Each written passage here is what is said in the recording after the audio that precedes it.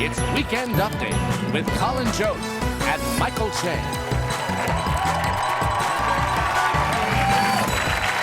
Thank you. Good evening, everyone. Welcome to Weekend Update. I'm Michael Che. I'm Colin Jost. President Trump declared a national emergency yesterday and said we need a wall to stop the flow of drugs into our country. And to demonstrate how bad the drug problem is, Trump spent 20 minutes doing his impression of a coke addict. It's all a big lie. It's a big con game. I don't know what to do with all the money they're giving us. It's crazy. $8 billion or $2 billion or $1.5 billion. It's going to build a lot of wall. We give death penalty, fire and fury, total annihilation, the Nobel Peace Prize. I'll probably never get it, but that's okay. They gave it to Obama, so that's the story. And what a beautiful story it was. Trump then described in a sing-song voice how his declaration will face a lengthy legal challenge before he can actually act on it, saying this.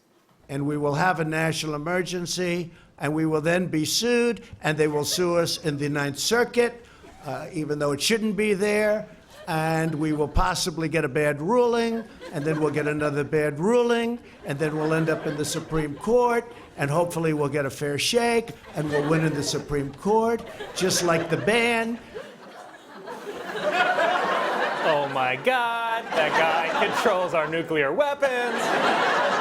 Watching that, it was like if Schoolhouse Rock had a stroke.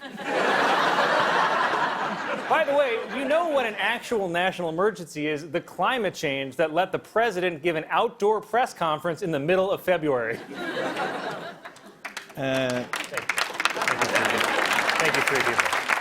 I'm so tired of telling Donald Trump jokes. We've been making fun of this dude and his dumbass wall for so long. I gotta be honest, now I kind of want to see the wall.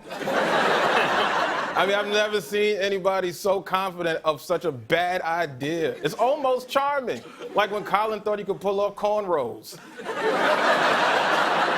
I'm not saying that we should let him build the wall, but what if we just let him, like, do a PowerPoint presentation or a dramatic reenactment? I just want to see exactly what Trump thinks is going to happen when a Mexican cartel sees a wall. What do you think, they're going to just shake their fists and walk home? You know how motivated you got to be to sell drugs?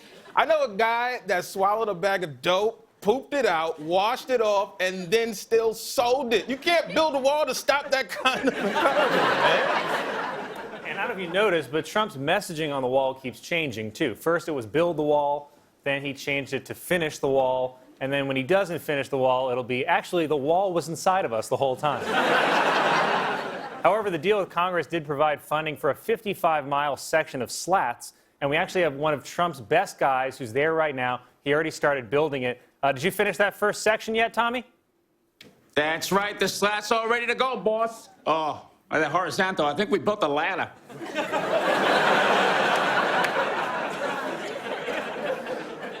That was it.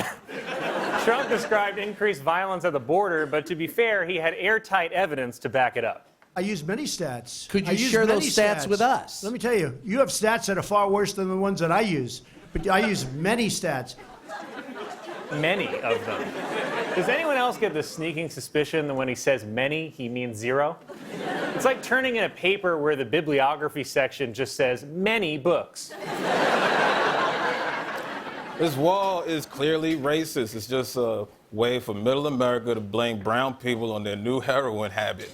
Why didn't they build a wall for us in the 80s when we needed it? But the problem isn't that drugs are coming in. The problem is people really want to get high. Address that part. If your wife is cheating on you, she's not going to just stop because you built the wall around the house. You got to get to the root of the actual problem. Otherwise, you're just going to come home and find strange men running up in them slats.